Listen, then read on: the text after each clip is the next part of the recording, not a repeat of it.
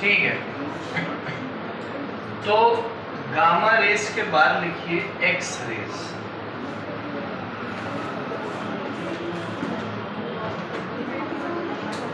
देखो gamma ray बेटा बात नहीं, गामा रेस की वेवलेंथ जो थी वो सबसे कम थी, ठीक है। अभी एक्स रेस की वेवलेंथ रेंज देखो, सबसे पहले तो एक्सरे की जो वेवलेंथ रेंज है गामा रेस की ऑब्वियस सी बात ज्यादा होगी, 0.01 से लेके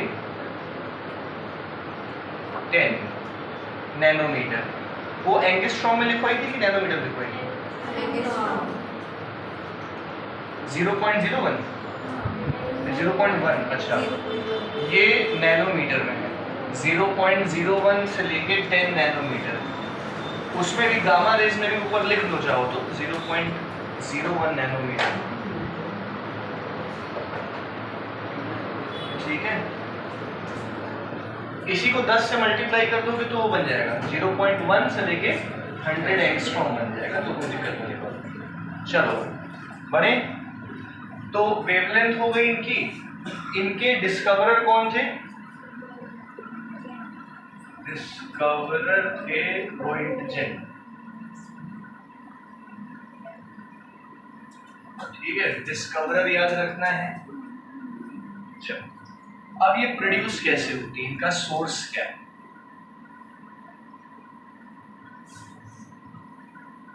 एक्सरेज प्रोड्यूस कैसे होती है, समझने वाली बात है, देखिए।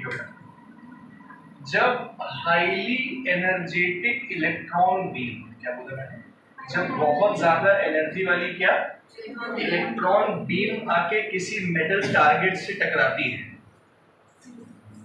इलेक्ट्रॉन बीम जब मेटल टारगेट से आके टकराएगी, ठीक है, तो मेटल टारगेट से टकराने के बाद रिफ्लेक्ट होके 100 में से 0.2% जो रेज होंगी वो एक्स रेज होंगी। समझे मेरी बात? तो जब हाईली एनर्जेटिक इलेक्ट्रॉन बीम किसी मेटल से टकराती है तो ज्यादातर इलेक्ट्रॉन बीम की एनर्जी एब्जॉर्ब हो जाती है, लेकिन जो रिफ्लेक्ट होती है वो क्या बन जाती है? एक्सरे बन जाती है। लिखो सोर्स में वेवलेंथ लिखिए, डिस्कवरर लिखिए, उसके बाद लिखो source. These are obtained when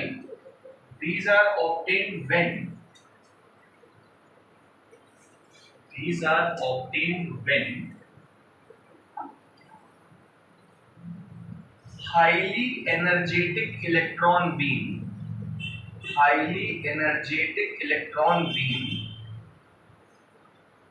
ठीक है, strike a heavy metal target, highly energetic electron beam strike a heavy metal target, ठीक है।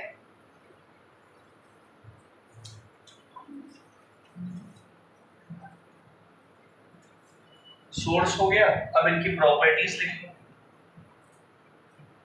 Properties,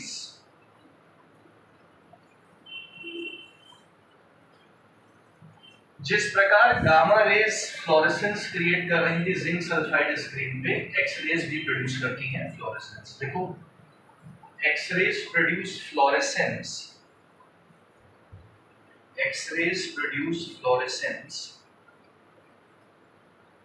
on zinc sulfide screen. X-rays produce fluorescence on zinc sulfide screen. ठीक है,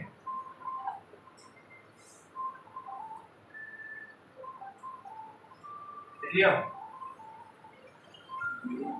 अच्छा, क्योंकि X-rays जो है, सुनना बेटा, ह्यूमन फ्लैश से पास हो जाती है लेकिन बोन से पास नहीं हो पाती, इसीलिए एक्सरेज का इस्तेमाल किया जाता है फ्रैक्चर डिटेक्ट करने के लिए, ठीक है। तो यूज में लिख लेना ये चीज, used in the detection of, use में लिख लो in detection of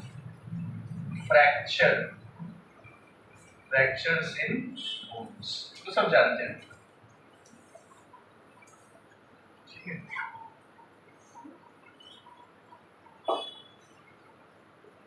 crystal study में भी काम आता है, क्रिस्टल स्टडी में भी एक्सरेज काम आती हैं।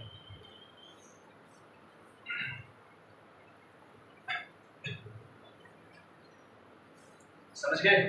कैसे डिटेक्ट होंगी? डिटेक्शन क्या करोगे इनका?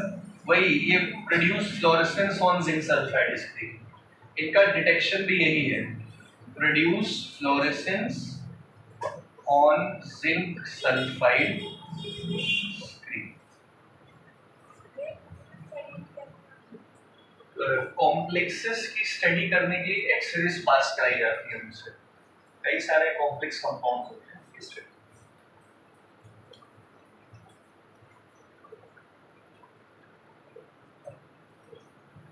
समझ गए? तो दो हो गई, गामा रेज हो गई, एक्स रेज हो गई, और वेवलेंथ बढ़ा लो, लिख लो ultra violet radiations.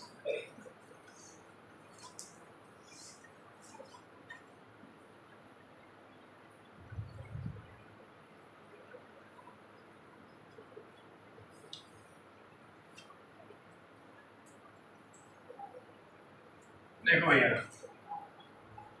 Ultra violet radiations, UV radiations, ठीक है।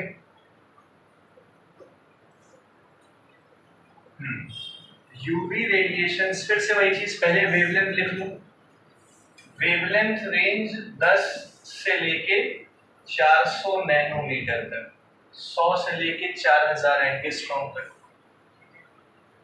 वेवलेंथ रेंज हो गई।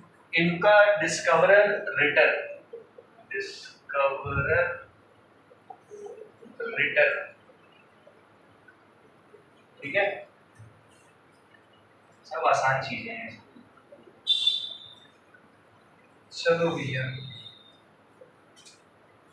सोर्स, एक्सरेज का सोर्स लिखा था ना मैंने, वो हाईली एनर्जेटिक, इनका सोर्स, अब यूवी रेज का सोर्स क्या ही पता है, सन सबसे बड़ा सोर्स है यूवी रेज का, सही, सन, आर्क लैंप, आर्क लैंप या स्पार्क देखे हो कभी? स्पार्क, स्पार्क तो जानते हो। तो ये सब क्या हो गए, इनके सोर्सेस हो गए, ठीक है। फिर है इनका डिटेक्शन, सबसे जरूरी इनका डिटेक्शन, बहुत इंपॉर्टेंट है ये डिटेक्शन। यूवी रेज डिटेक्ट कैसे होंगी?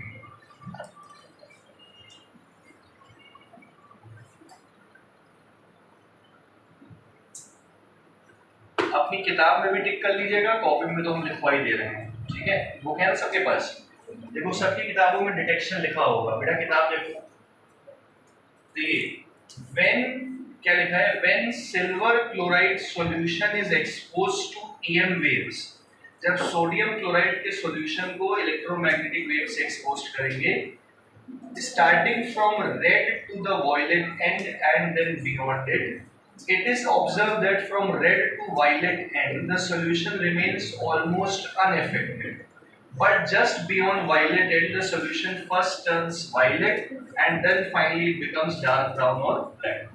आओ देखो इधर, समझे? देखो बेटा आप क्या कह रहे थे, ये वेवग्योर, ये विजिबल रीजन है स्पेक्ट्रम का, सही है, विजिबल रीजन है। इसके पहले कौन सा रीजन आता है? अल्ट्रावायलेट, उसके पहले क्या है? एक्स रेज, उसके पहले क्या है? Gamma rays. तो इनके बारे में तो हम पढ़ ही चुके हैं। इनके बाद इंफ्रारेड, माइक्रोवेव्स, रेडियो वेव्स। अब देखो हम क्या कह रहे हैं कि मान लीजिए बेटा, इधर देखना, इधर देखो, मान लो कि एक इलेक्ट्रोमैग्नेटिक वेव है, ये पूरी की पूरी क्या है? इलेक्ट्रोमैग्नेटिक वेव है, ईएम वेव है, और इस इलेक्ट्रोमैग्नेटिक वेव को AgCl के सॉल्यूशन से पास किया गया, ठीक है।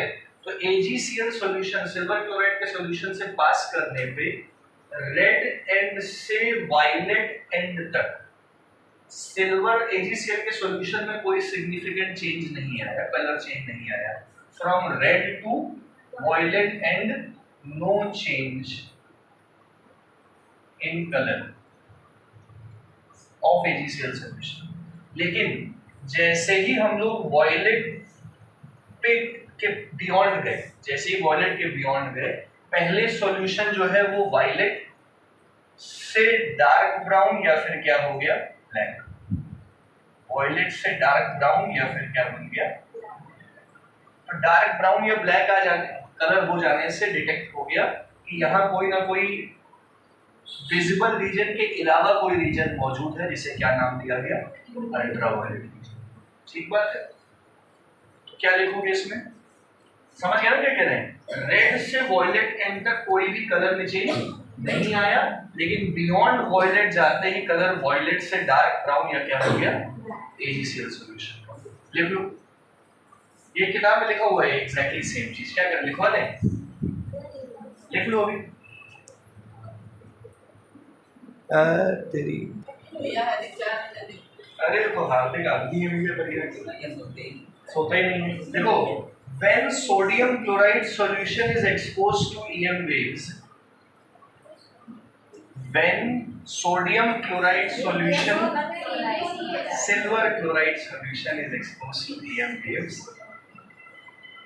starting from red end to violet end, starting from red end to violet end, ठीक है, and then beyond it, starting from red end to violet end and then beyond it,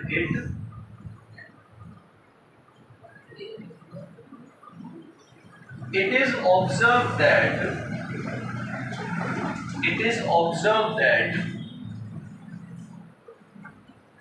from red to violet end, it is observed that from red to violet end, the solution remains almost unaffected. Solution में कोई change नहीं आएगा. The solution remains almost unaffected. ठीक है? The solution remains almost unaffected. ठीक है? Stop. But just beyond violet end, the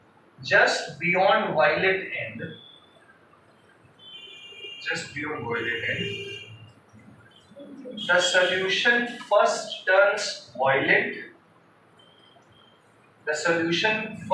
turns violet.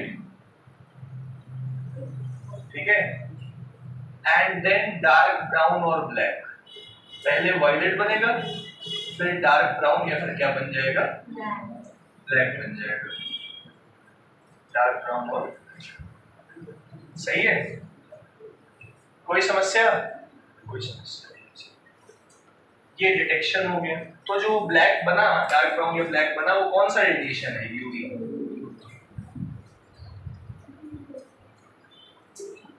Clear हो गया?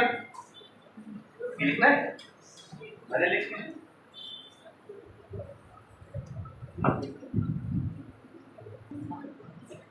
तो क्या क्या जाना हम लोग ने बेटा, बातें ना करो. क्या क्या जाना, वेवलेंथ, डिस्कवरर, सोर्स, डिटेक्शन. देखो प्रॉपर्टीज,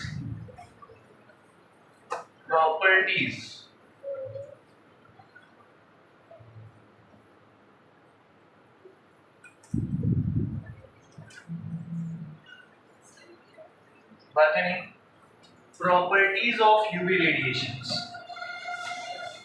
पहली प्रॉपर्टी लिखो, UV radiations can pass through quartz. UV radiations can pass through quartz. एक प्रकार का मटेरियल है, जैसे ग्लास होता है. UV radiations can pass through quartz, but they are absorbed by glass.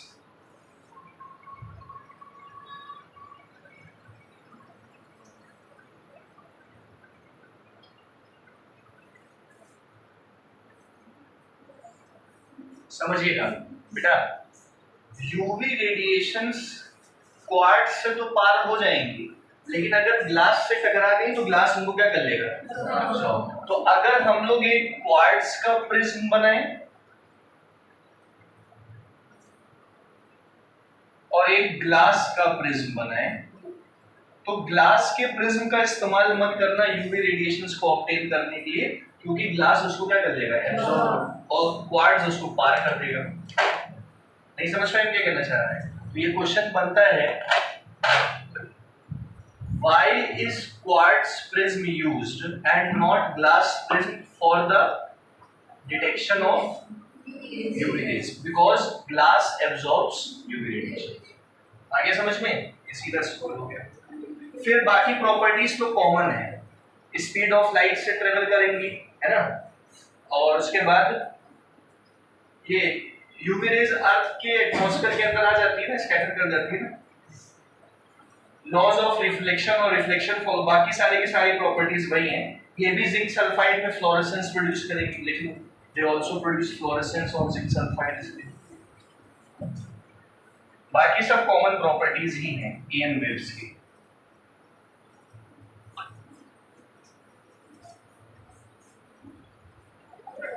ठीक है,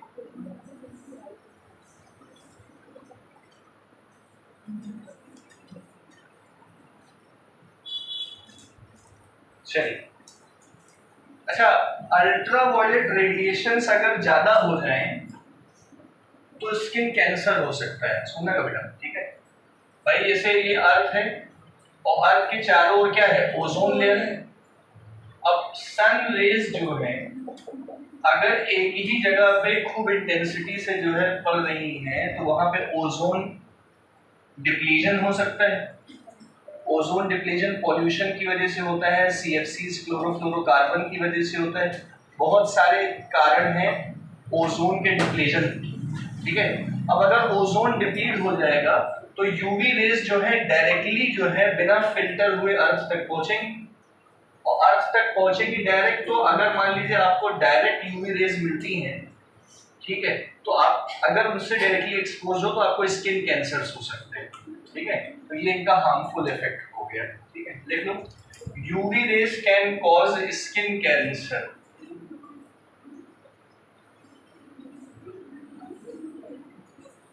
अगर लंबे समय तक डायरेक्ट सनलाइट से एक्सपोज हुए तो, ठीक है। क्या हो गया? ये अंशुमन स्कूल आया था आज? आया था, ठीक है, इससे कहना कल से कोचिंग में आए, मैसेज डाल देना। कल भी स्कूल आया होगा, कोचिंग भी नहीं आया, दोस्त नहीं आ रहे तो वो भी नहीं आए होंगे, वो भी मुझसे आ रहे, क्योंकि दोस्त मुझसे आ रहे थे, बताते हैं। चलो बढ़िया, क्या बोला? हाँ देखो, यूजेस, यूजेस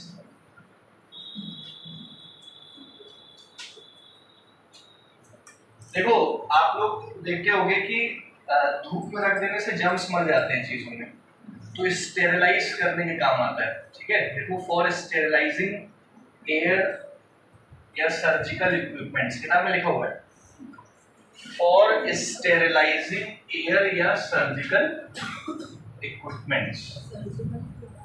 सर्जिकल मतलब जैसे सर्जरी होती है, सर्जिकल इक्विपमेंट्स जैसे सर्जरी होती है,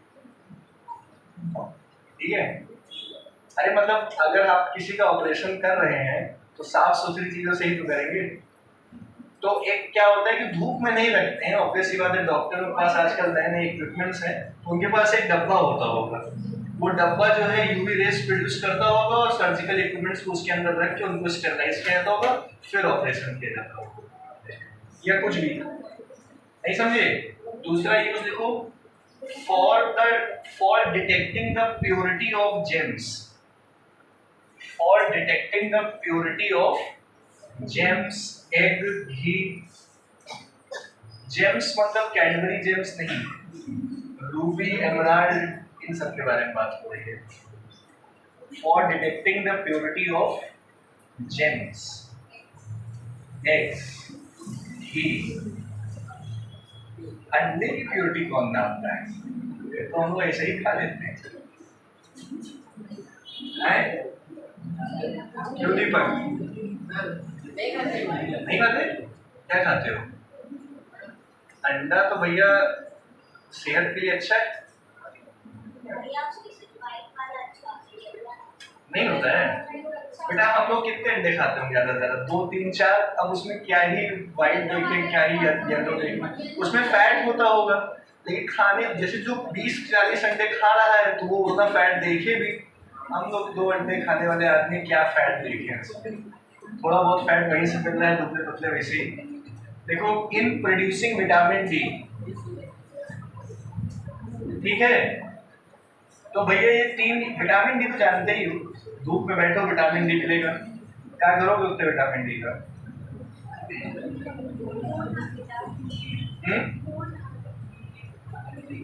ठीक है, लिख लिया? चलो बहुत बढ़िया, जल्दी जल्दी बढ़ो। कितने हो गए? गामा, एक्स रेज, अल्ट्रावायलेट हो गया। अब देखो visible, visible visible region, visible light. बात नहीं, विजिबल लाइट इसमें ज्यादा कुछ लिखवाने जैसा है भी नहीं है। आप लोग ये खुद से लिख लीजिएगा या लिखवाई देते।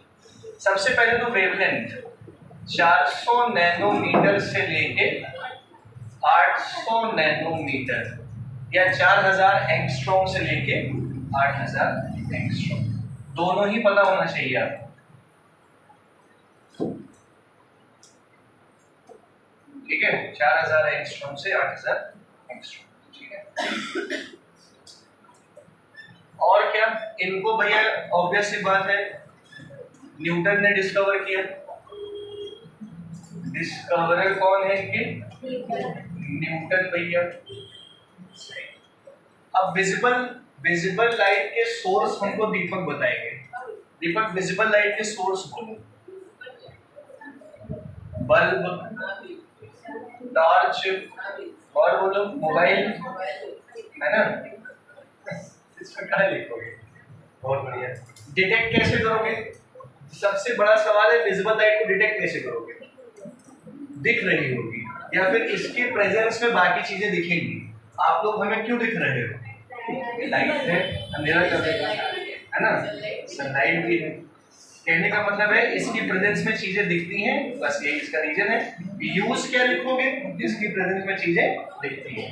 तो बाकी कुछ भी लिखने की जरूरत नहीं है, सीधा अगला टॉपिक डालो, इंफ्रारेड रेडिएशंस। हटा दें?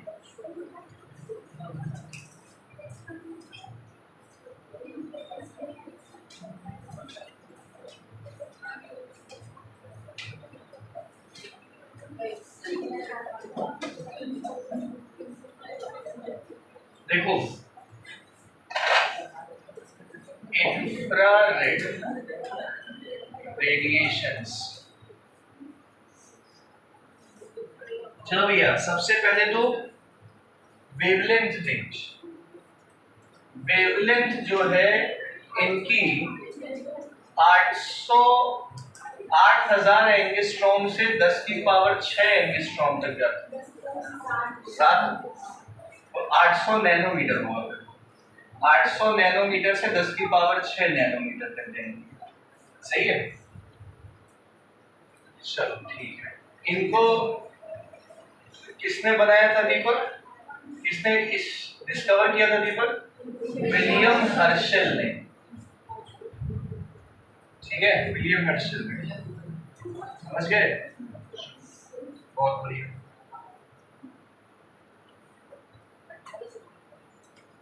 क्या 1800 रुपए का? क्या कह रहे हो? डिटेक्शन कर लो भैया, डिटेक्ट कर लो इनको, ये इंपॉर्टेंट है। डिटेक्ट कैसे करेंगे इनको? ठीक है, आओ सब लोग इधर देखो। सबसे पहले तो किताब में तो लिखा ही हुआ है, कहो तो पढ़ दे, कहो तो डायरेक्ट समझा दे। विबग्योर के बाद आएगा इंफ्रारेड रीजन। सही है?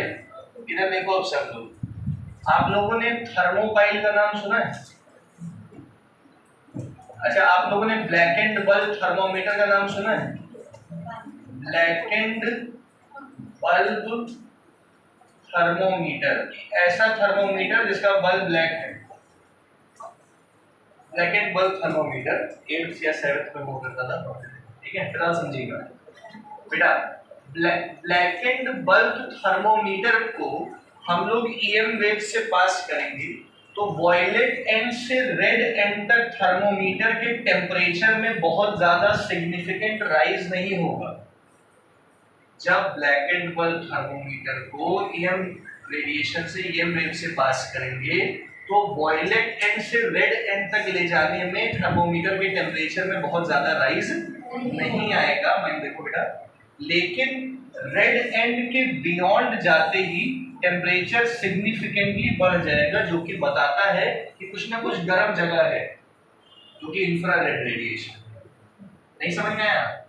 डिटेक्शन क्या हुआ, क्लियर हुआ? अभी जैसे यूवी रेस का क्या डिटेक्शन था, AgCl के सॉल्यूशन को रेड से वॉयलेट तक लेके आते हैं, कोई कलर चेंज नहीं, वॉयलेट के बाद जाते ही कलर वॉयलेट से डार्क ब्राउन या ब्लैक हो जाता था।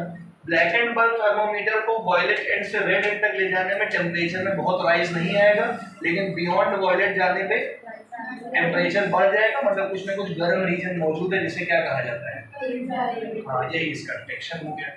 आपको वो लिखवा दें, देखो, if a blackened bulb thermometer,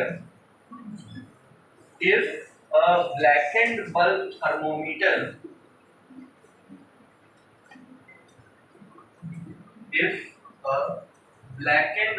thermometer is passed from violet end to red end, is moved from violet end towards red end, is moved from violet end towards red end, ठीक है, of visible region, violet end to red end of visible region, ठीक है। It is observed that there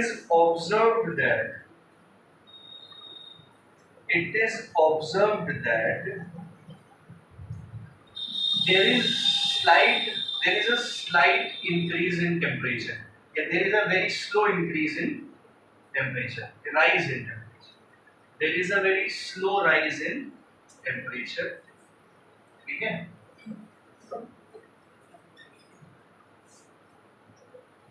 But beyond red end,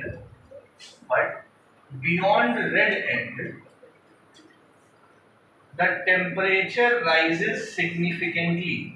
But beyond red end, the temperature rises significantly, जो बताता है कुछ गर्म मौजूद है वहाँ, जो कि टेम्परेचर बढ़ा दिया है ना। पानी पी लीजिए, पानी पी लीजिए और थोड़ा सा पानी आंखों में से डाल लीजिए, नींद खुल जाएगी।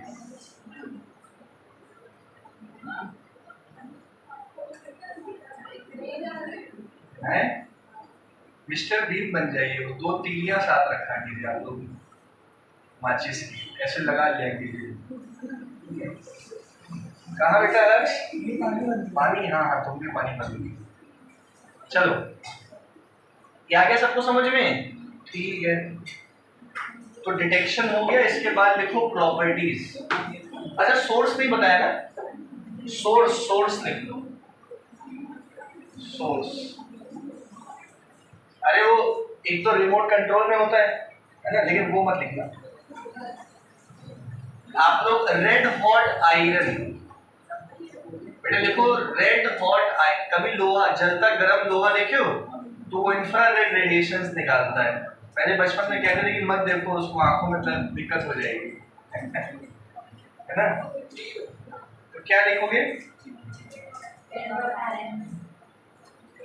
रेड हॉट बॉडीज या रेड हॉट आयरन, जो कहते हैं red hot bodies, thoriated tungsten, thoriated tungsten,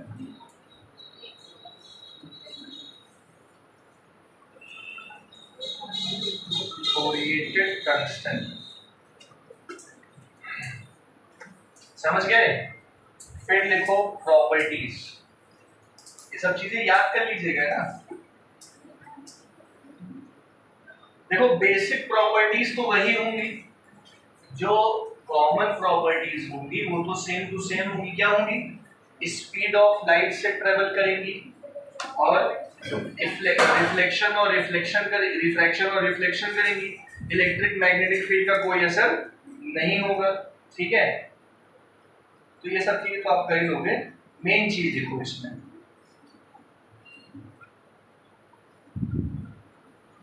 देखो the spectrum of infrared radiation is obtained, the spectrum of infrared radiation is obtained by using rock salt prism। देखो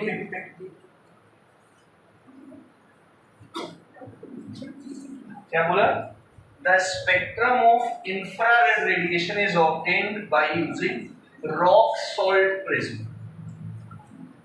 ठीक है, because it does not absorb infrared rays।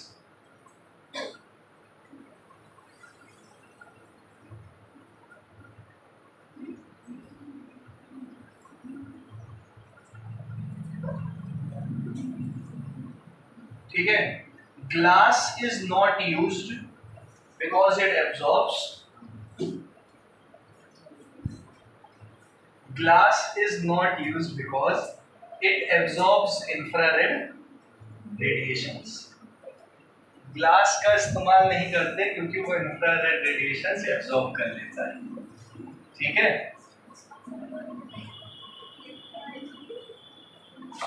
समझ गए आप लोग।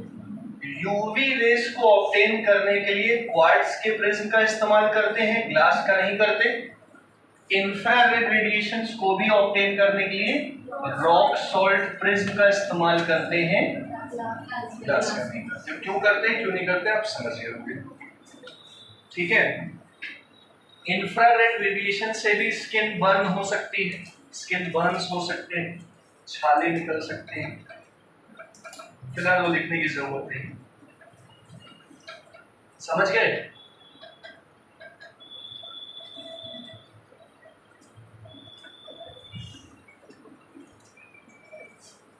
अब हमको ये बताओ, सुनो, ये धरती, ये अर्थ है, तो अर्थ पे अगर कार्बन डाइऑक्साइड या मीथेन की मात्रा बढ़ जाए तो ये पॉल्यूशन क्रिएट करती है, पहली बात तो ये। और अगर इनकी मात्रा जो है अर्थ एटमॉस्फेयर में बढ़ जाए तो कार्बन डाइऑक्साइड, मीथेन या ग्रीन हाउस गैसेस जो होती हैं वो लो एनर्जी इंफ्रारेड रेडिएशंस को एब्जॉर्ब कर लेती है।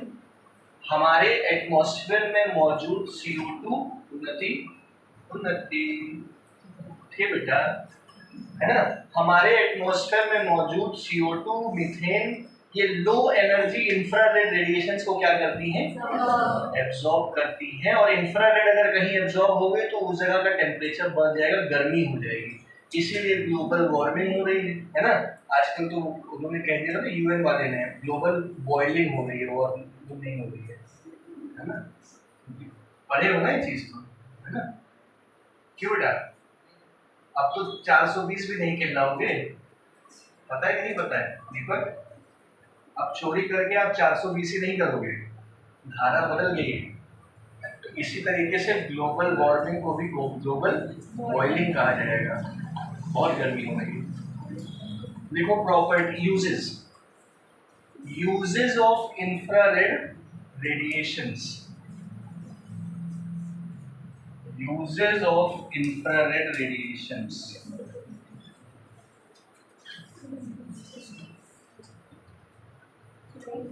थेरेपी पर्पस के लिए काम आता है डॉक्टर्स के लिए।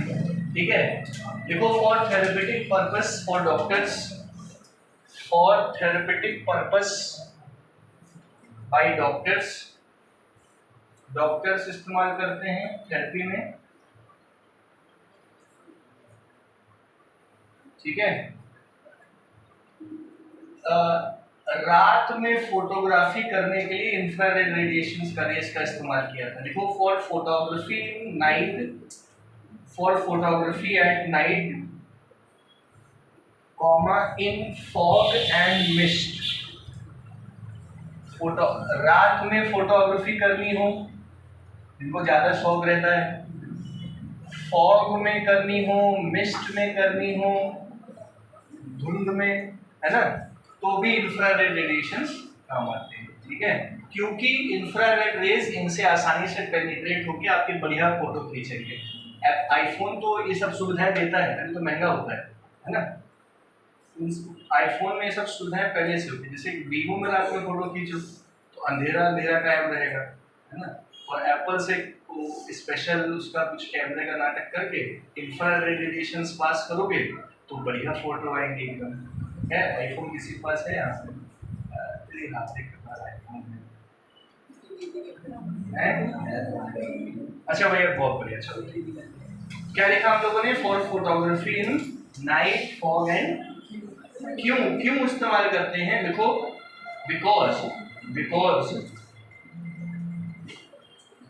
Because of large wavelength range of infrared radiations, because of large wavelength range of infrared radiations, because of large wavelength range of infrared radiations, they are not much scattered, they are not much scattered, उतनी फैलती नहीं है, scatter नहीं करती, चीर के निकल जाती है। They are not much scattered, ठीक है, and can easily penetrate through, and can easily penetrate through, and can easily penetrate through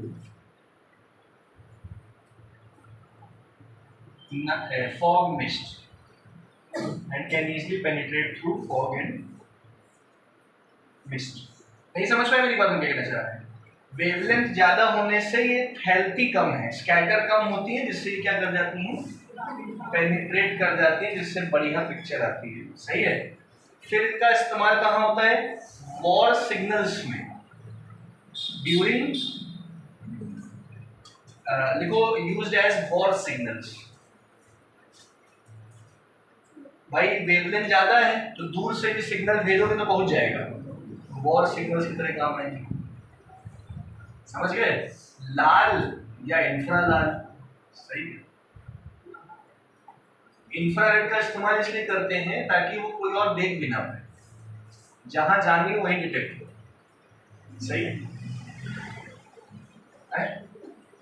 ठीक है। फिर रिमोट कंट्रोल में लिख लो, यूज होता है, रिमोट कंट्रोल में यूज होती है। ठीक है दीपक भैया? चलो बढ़िया, सबको समझ आ गया? कितने पढ़ लिए? Gamma rays, X rays, UV rays, visible rays, infrared. Micro radio किताब से पढ़ लीजिए, बस टॉपिक डालिए और देखिए किताब से पढ़े। देखिए माइक्रो एंड रेडियो किताब से पढ़े, उसमें कुछ है ही नहीं पता मेरे जैसा। माइक्रोवेव्स और रेडियो, बस वेवलेंथ रेंज याद करनी है, किसने डिस्कवर किया है वो याद करना है, डिटेक्ट कैसे करेंगे वो याद करना है, यूज क्या है वो याद करना है। ठीक है, पढ़ो सब लोग किताब में अपनी अपनी। देखो, देखिए बेटा, माइक्रोवेव्स है वेवलेंथ कहां से कहां तक? 10 की पावर 7 एंगस्ट्रॉम से 10 की पावर 11 एंगस्ट्रॉम। ठीक है।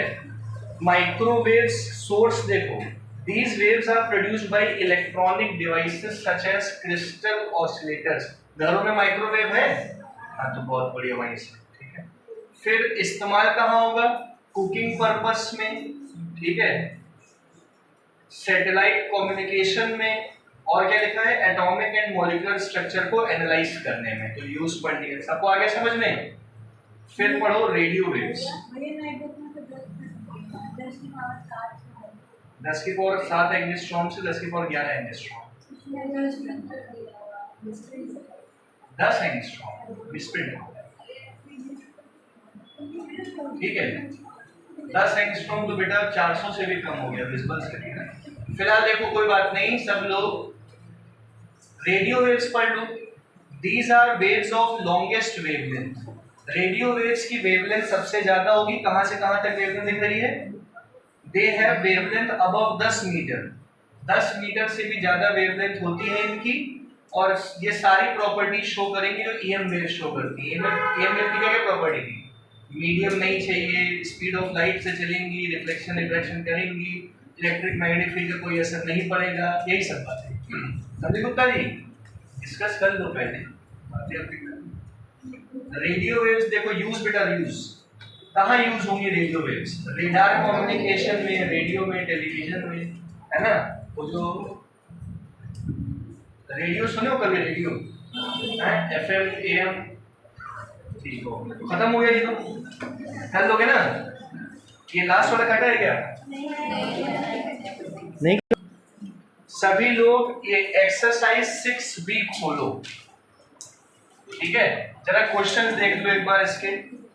अब हम जो बोल रहे हैं वो वाला क्वेश्चन नंबर 17 देखो। 17 देखना, दो वेव्स हैं ए और बी। एक की वेवलेंथ है 0.01 एंगस्ट्रॉम और दूसरे की वेवलेंथ कितनी रखिए? 9000 एंगस्ट्रॉम। सही है भाई? नेम द टू वेव्स, दोनों के नाम बताने। इधर देखो भैया, ये तो गामा है, गामा। ये 8000 से ज्यादा है, मतलब कौन है? इंफ्रारेड है। फिर बताना है compare the speeds of these when they travel in vacuum. Compare the speed, बेटा इधर भी देख लो मयंक, हैं? तुम तो नाश्ता पानी कर रहे हो, इधर देखो। अच्छा, इनकी स्पीड्स कंपेयर करनी है वैक्यूम में। दोनों ही 3 × 10⁸ से चलती हैं, मतलब इनकी स्पीड का रेशियो क्या हो गया? 1:1। सही है, चलो बढ़िया। आगे अगला क्वेश्चन देखो। क्वेश्चन नंबर ये क्वेश्चन 14 देखो। क्वेश्चन 14 देखो, name two EM waves of wavelength smaller than violet light. Violet से छोटी वेवलेंथ देखो, वायलेट से छोटी कौन सी होंगी? Gamma rays, X rays, UV rays. सही है। और रेड से बड़ी वेवलेंथ किसकी होगी? Infrared, microwaves, radio waves. सही है। तो जो आंसर आपसे बोले उस हिसाब से क्वेश्चन कर लीजिए, ठीक है? आगे देखो, ये अपना 26वां सवाल देखो। Name the radiations which are absorbed by the greenhouse gases. Infrared, जैसे एटमॉस्फेयर में गर्मी बढ़ाती है, ठीक है? और कौन सा करा दें? गिव रीजन पढ़ो, give reason. Infrared radiations are used for photography in fog, क्योंकि वेवलेंथ ज्यादा होने से ये फॉग और मिस्ट में स्कैटर कम करती हैं, जिससे वो पेनिट्रेट करके फोटो खींच लेती है। सही है? नहीं समझे? फिर क्या है? Infrared radiations used for signals of war. Same reason, wavelength ज्यादा है क्योंकि वो एक जगह नहीं रहती। नहीं, ये मत लिखिएगा, तो मैंने ऐसे बता दिया था। लिखिएगा कि वेवलेंथ ज्यादा है, स्कैटर कम करेंगी और पेनिट्रेशन ज्यादा है। फिर देखो अगला क्या है? 4th वाला क्वेश्चन, रॉक सॉल्ट प्रिज्म का इस्तेमाल करते हैं, ग्लास का नहीं। क्यों? क्योंकि रॉक सॉल्ट उससे वो पार हो जाती है, ग्लास से वो पार ना होके एब्जॉर्ब हो जाती है। तो समझ ही गए होंगे क्वेश्चन सारे, ठीक है? और बताओ क्या बता दें? अगला वाला, अगला टॉपिक है स्कैटरिंग ऑफ लाइट। देख लो, हो तो नहीं पाएगा वैसे भी है? हम समझा देते हैं स्कैटरिंग का मतलब आप लोगों को। कितना बच गया? देखो हम सिस्टम समझा देते हैं।